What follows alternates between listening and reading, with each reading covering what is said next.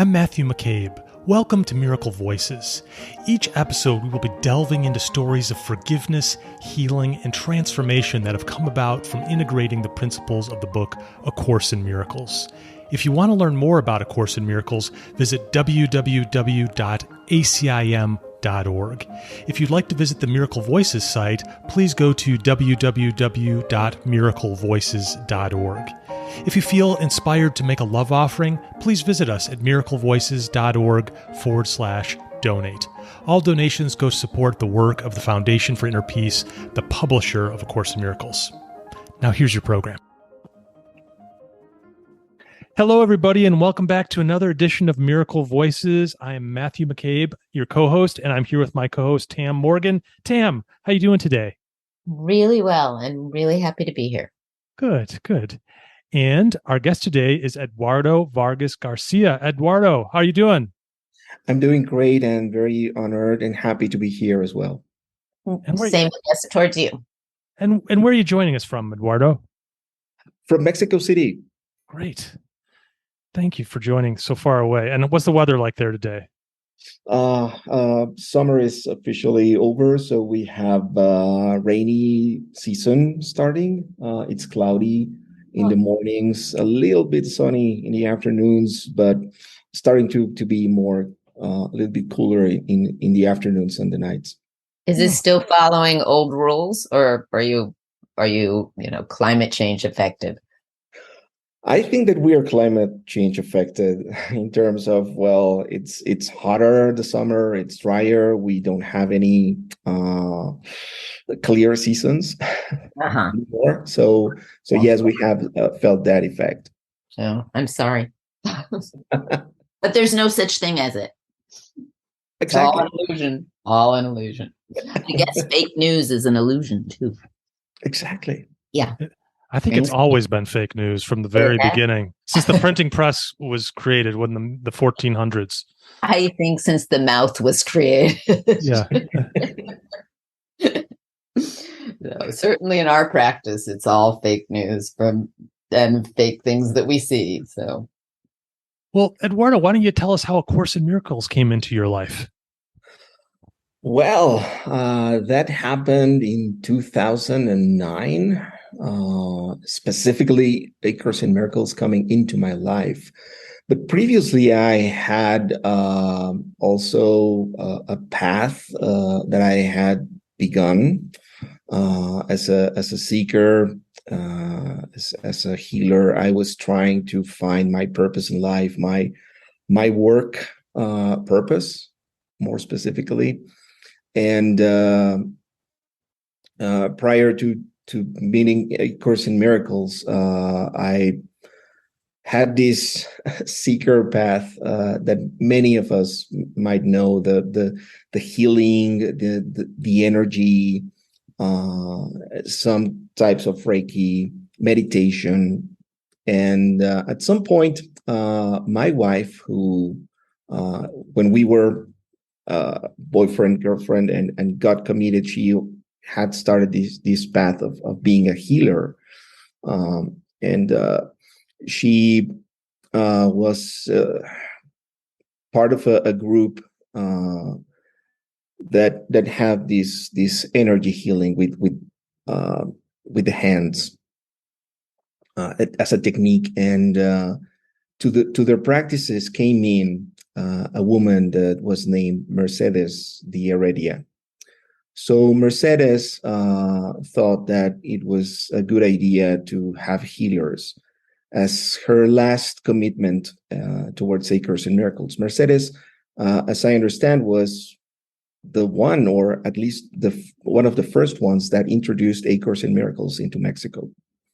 And she had provided and delivered A Course in Miracles in the darkest places in Mexico that she heard her inner voice telling her that she should go there, and she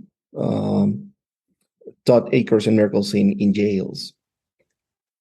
But as this last commitment, joining this group of healers, she felt that it was her final group to teach. So my wife invited me to A Course in Miracles, and I said, well, I don't think that I would need a course, an additional course. I think that I am prepared, with that ego-minded,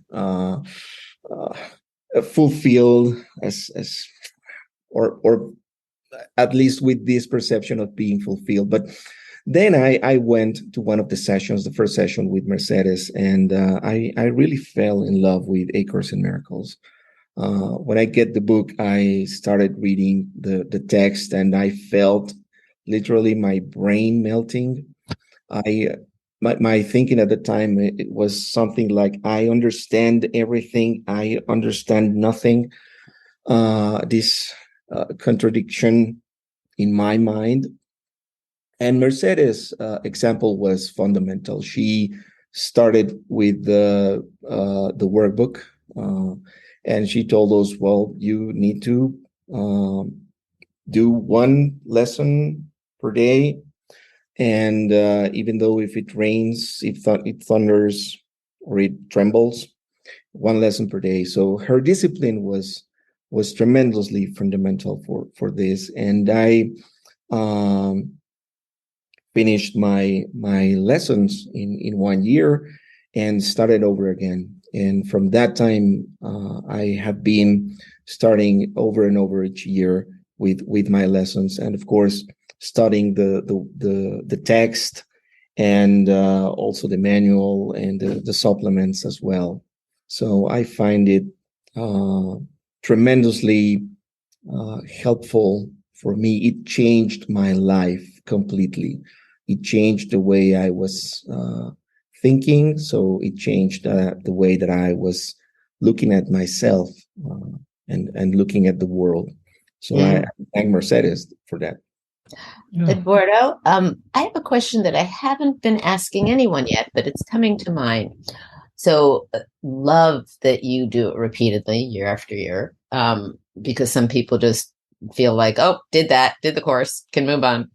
But it really seems to be a daily practice. But throughout the day, do you find that you are doing the lessons per instruction? Do you have a reminder? Are you continually doing it? I would imagine, like for me, each time I do it again, I get deeper into the practice and I remember more throughout the day. But how is it for you?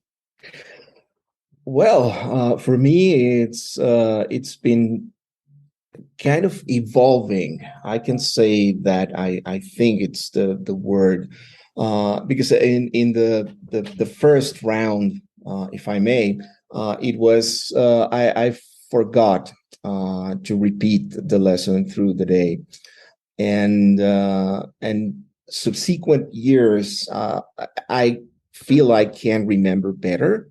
Mm-hmm. But I honestly, I forget. And as the course says, well, when you forget, remember, remember who is there. And at the first chance you have, if you remember at that point, that's the exact moment when you can take the lesson again. So that's the adequate moment to practice. I'm glad you said that. It makes me smile because sometimes I have not even remembered what the lesson was that I was supposed to remember. Like I would literally have to look it up again. Certainly in the beginning practices continuously. It's like, what's my lesson today? And the evolution, it's like building a muscle. The evolution of doing it more and more and more, it comes back. And I love the word remember because it's like bringing you back to your own member and your own oneness.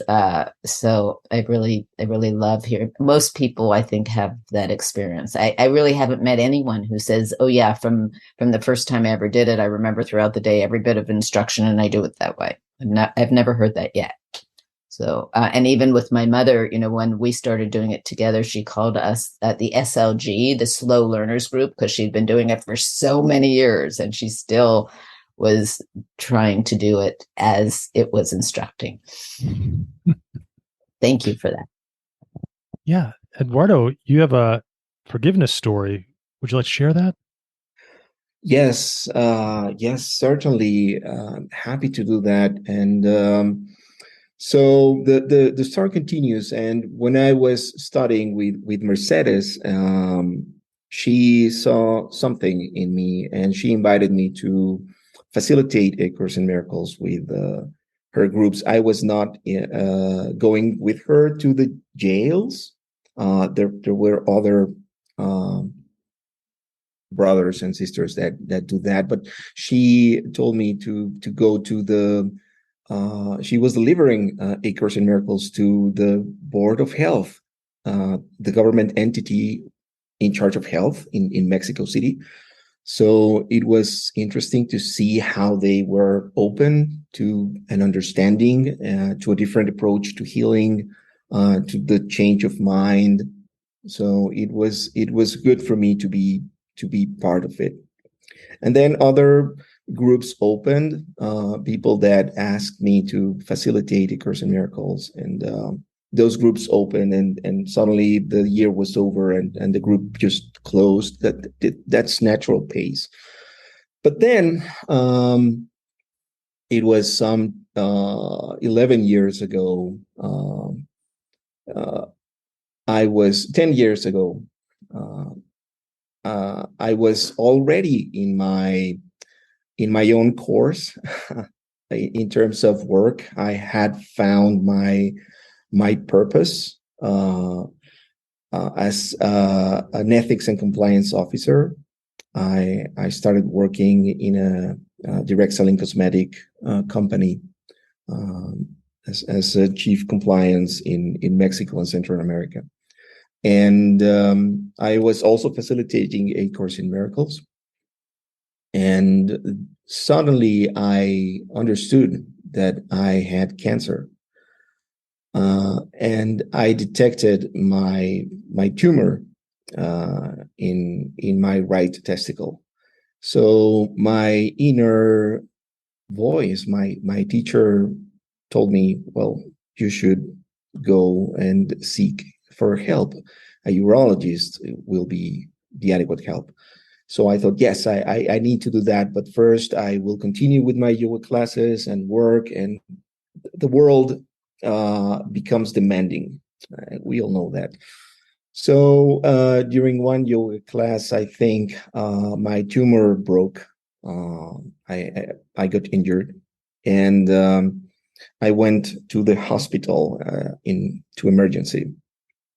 And at that point, my wife and I were pregnant of our daughter. We were expecting. We were 8 months pregnant, and so I became very concerned. My wife was concerned as well, and I understood that this was an experience that I had chosen to walk through. So I commended myself to the greater good, and surgery went well, and I was able to reestablish myself and recuperate myself and prepare myself as well to chemotherapy, because the doctor said, well, you have this emergency situation. Cancer is not good in any way.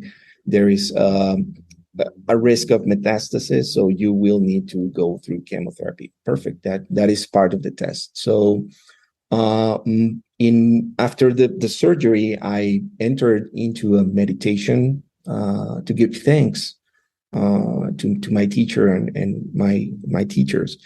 And in that meditation, I received that, well, this is a test that you have chosen specifically, but it's not over.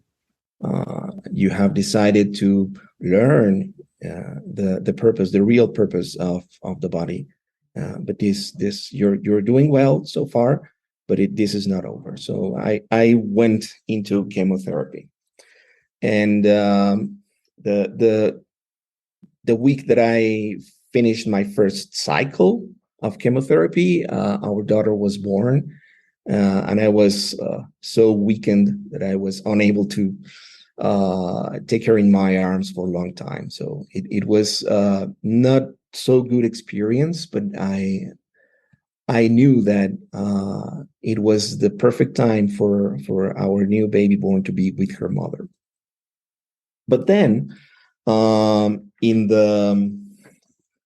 the end of the third cycle, the doctor said that I had to go through the 3 chemotherapy cycles, and by the end of the third one, the catheter got blocked in one of my veins, and while I was trying to correct my mind, like saying God is in everything I see because God is in my mind, the pain grew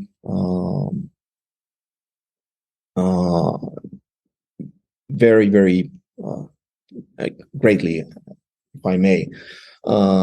My left arm was in severe pain and was growing bigger and bigger. So I went back to the hospital to emergencies. My doctor said that the catheter was blocked, and the pain grew in my chest and my whole arm. And when I was examined, I was in risk of having embolism. It was a risk, but I understood that, well, that might be if I look it correctly, that is only a possibility. Would I go through there as a test? I don't think so. Let's see. That might be more an illusion than something that is really happening. So, and then I went through another surgery so they can remove the catheter, but the pain didn't stop. And even though the substances and all the physical aids that are there for assistance, the pain didn't stop. And then I understood that the pain was the physical reflection of my belief in separation. So it didn't matter how many times or how many teaching of the courses I was repeating, I was not still believing that I was not separate from God. My belief in separation was having the effect of my complete pain. And as I understood this, and the pain continued to grow, and I was unable to walk and to be outside the hospital, I started thinking that if this was this test that I was electing for myself, instead of being one of this cause and effect test, this forgiveness of the world, of myself, the purpose of the body test, I started doubting myself, and I was considering if this experience was about transition. And I was thinking at that point, well, maybe I'm missing the point, and this is about transition and not anything else. And I became sad, and for that reason, the pain didn't didn't go away. And with that, all that thinking, I was struggling between correction and delusion. So my mind on one side was trying to correct in terms of this is the experience you have chosen. You are walking through it, but the pain feels real, right? Well, if the pain feels real, it is because I am still certain, or thinking I'm certain, of separation. I am not separated from God. And when I understood that I was missing the point, I said, well, I don't understand anymore. I don't think I need to understand. So, dear teachers, if this is a test on transition, well, let me not make this decision by myself, but be you the ones who decide for me in His name. And I started thinking about my wife and my newborn daughter and our family, and I decided that I was, if I needed to give up everything that the world feels and think it's valuable as a learning for myself, I would give up. And I said to myself, well, I will give up all that I love in this world. I am willing to do that. And then in the silence, the hospital went silent at that point. And in that silence, I felt a presence beside my bed. And it was my teacher. And my teacher said to me with an impeccable Spanish, he said to me, "You can do anything I ask." And I opened my eyes. It was so dark. And he continued, "Well, I know you can do what I ask because I know who you are, but it seems that you are forgetting." And then that in my mind, it came this vision of the hospital being constructed by workers and the nurses in nursing school and the doctors in medical school deciding to be doctors and learning things, and people making devices for me to be at that moment in time assisted by everything. Everything is working for good. And for this are no exceptions, except for the ego, says the Course in Miracles. So I was able to have this vision of everything working for good, working for me. And the message of my teacher was mainly, well, your delusion is not real. And you have a purpose to fulfill in time and in this world. But the main thinking that I was willing to give up the most perceived valuable things in this world made me embrace everything that I love. So for that reason, I think that I am here in the world, fulfilling that commitment. And the next day, I was completely without pain. And I just woke up. Doctor said, "Well, you seem to be good. You are good to go to your home." And I did. But with this lesson in my heart, I forgave myself of all the things that I thought were real, and I could understand the illusion of separation is just an illusion, and that the purpose for me to be in life, in the world, because I'm alive, we all are in reality, but being in the world has this purpose to share this message of forgiveness and to really have lived the lesson of forgiveness that I chose, and to demonstrate myself that the teachings of A Course in Miracles are true. As the teacher says in the course, well, we don't have to go through a painful experience or for specific experiences or the past experience of the teacher of the course. We don't have to do that, but anything that we seem as painful is a good learning device, and it's an opportunity for us to embrace it and to assume our own responsibility for our seeing. We're responsible of what we are seeing, and to correct our minds. And this is what I wanted to share. And one confirmation came some weeks after I left the hospital. We were with my mother, and my mother became very concerned, and she was saying things like, for example, well, what if you didn't have medical insurance?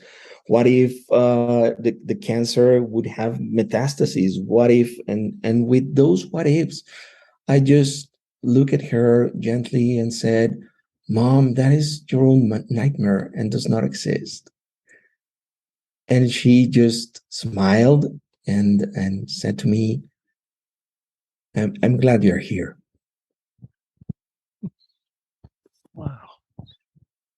What a great story, Eduardo. That is so beautiful. It really brought me to tears. Thank you for sharing that. Really. Yeah. I have a question here in this, which makes me so curious, because you said that in work, your purpose was to become this chief compliance officer, ethics and compliance officer, which is to be in a position of some kind of judgment continuously within a work situation. And how did this transformation affect you in a workplace? Wow, Tam, that's a very good question, because that was also the rest of the development of my own learning. So I went back to work after being in the hospital, and I was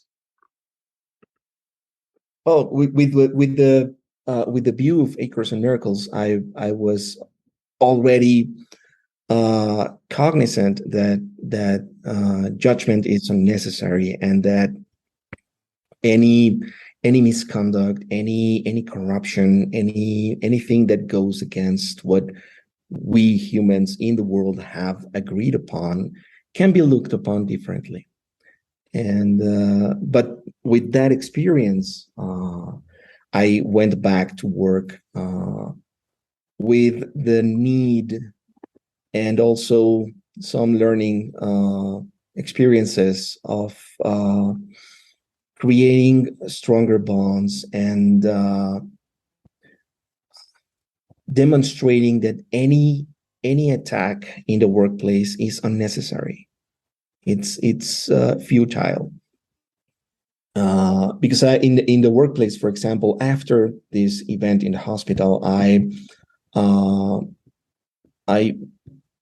had some differences with the chief legal officer in Mexico,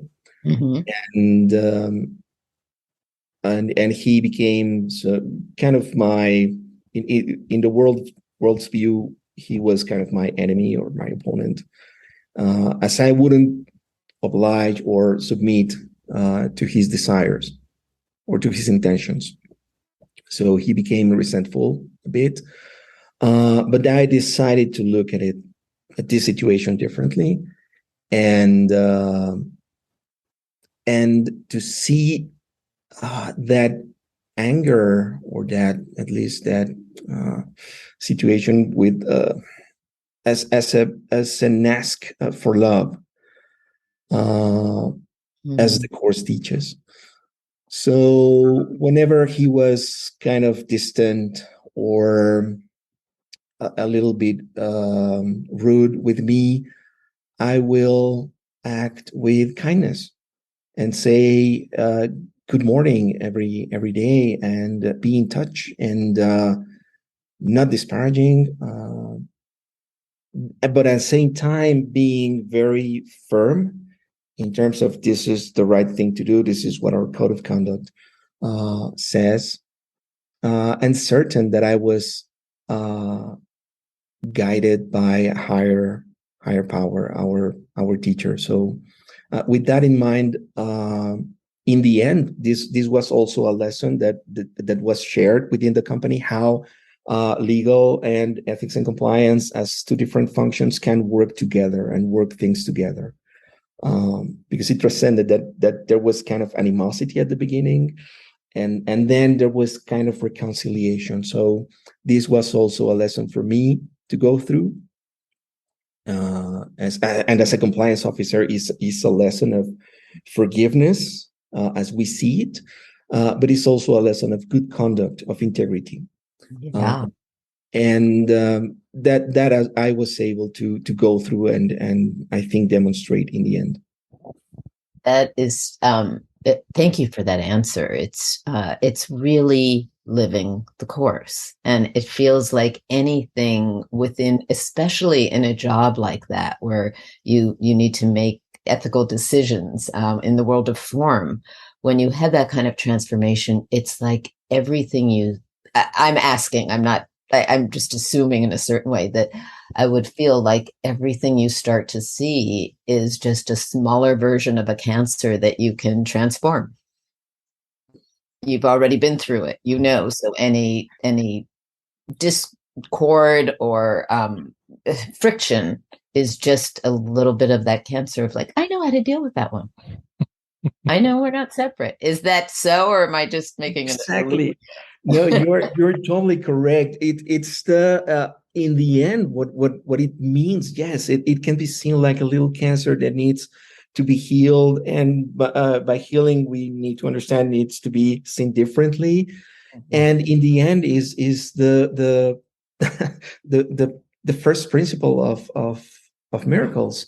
There is no order of difficulty. It doesn't matter if it's cancer or if it's a disagreement in the workplace. It's the same mistake. Yes, we are seeing division. And the moment you know how to correct that, it can apply to absolutely everything everywhere.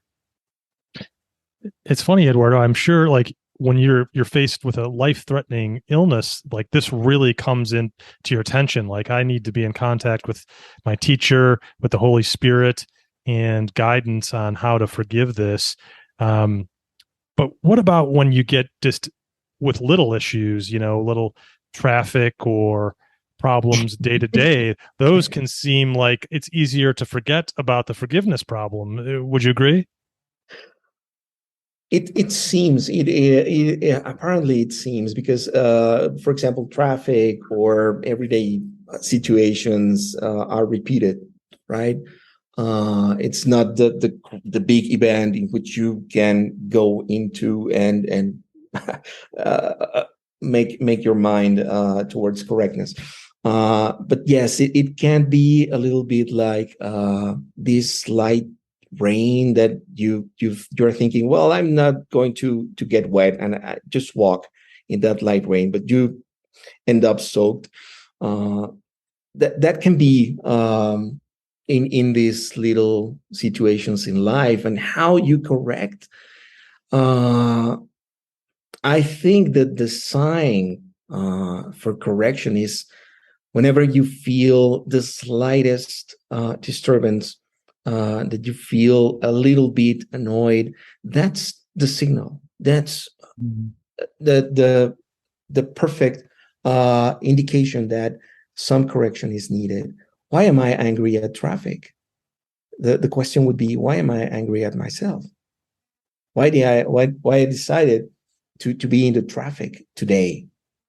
And whenever you go through those experiences, it's for me, it's very helpful to correct in terms of the Course in Miracles when it says, well, I am responsible for what I see.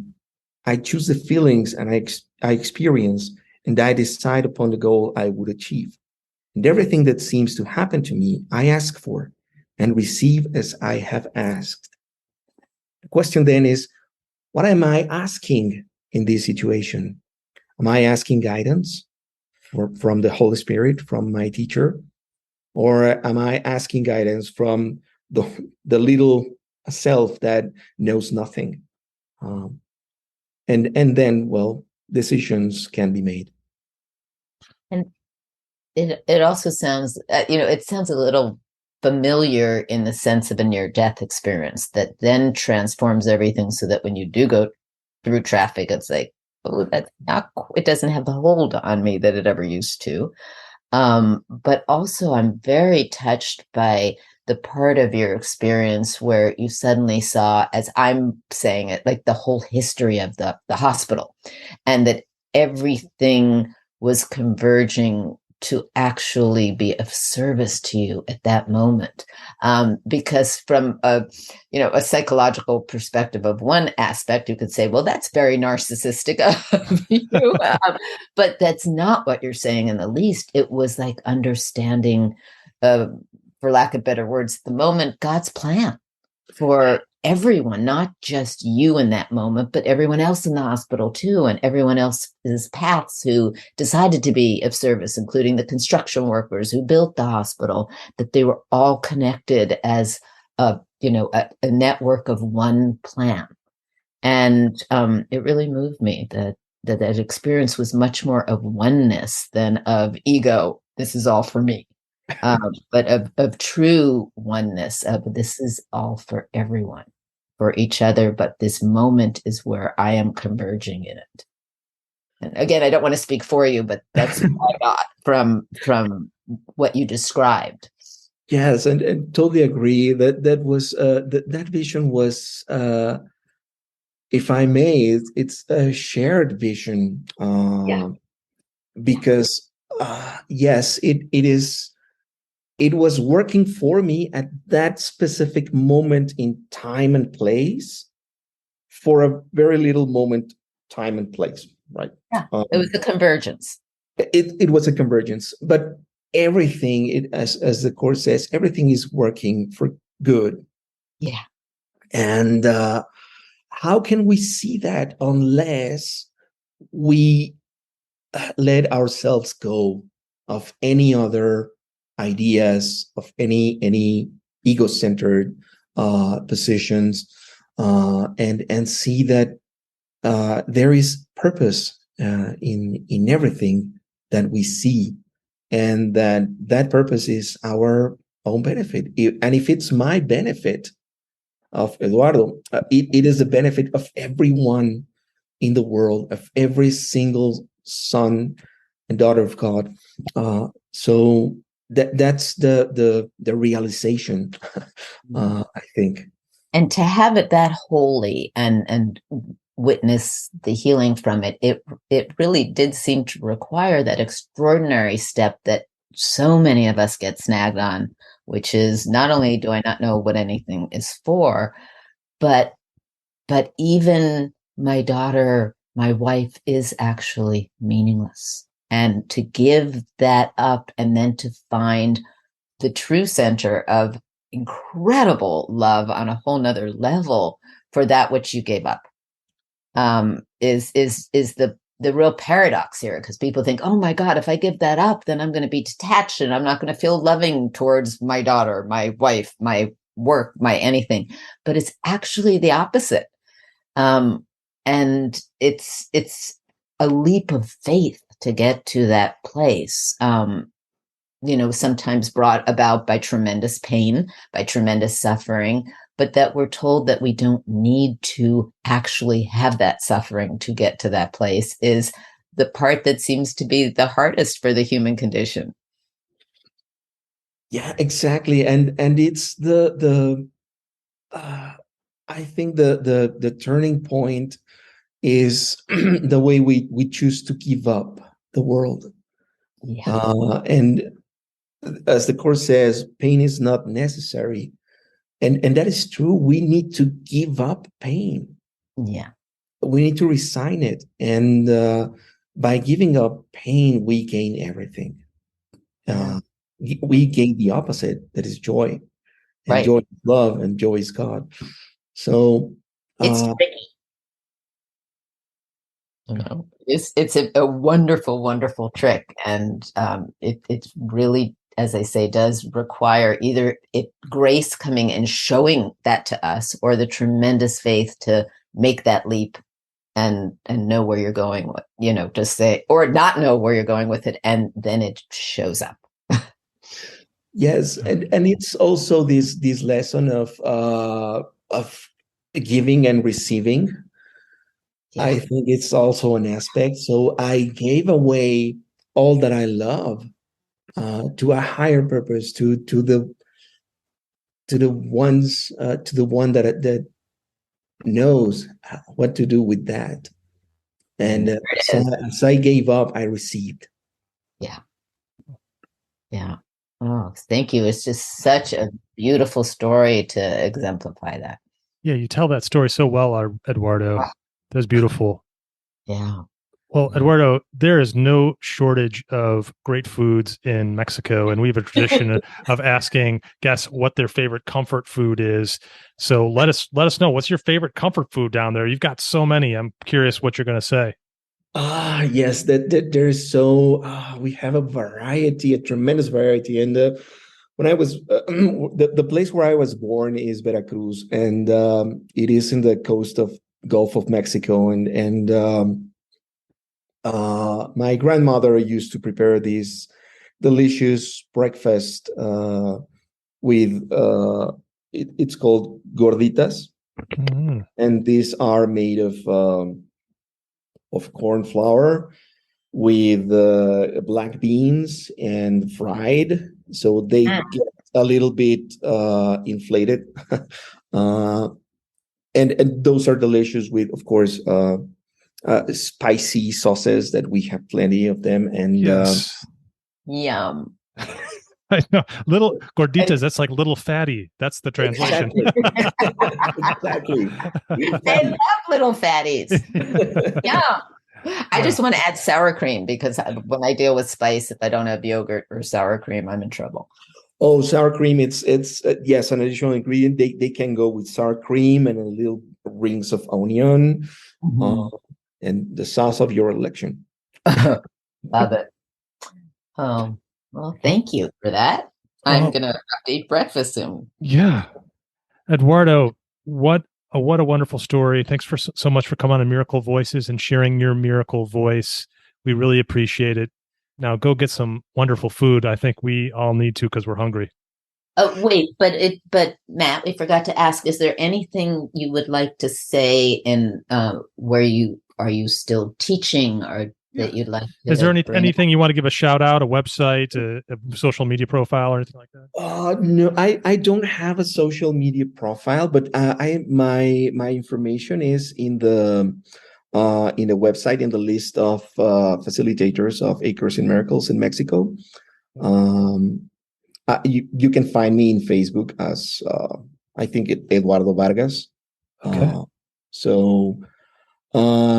And happy to anyone interested in Mexico City to be part of a group, and yes, I'm happy to facilitate that.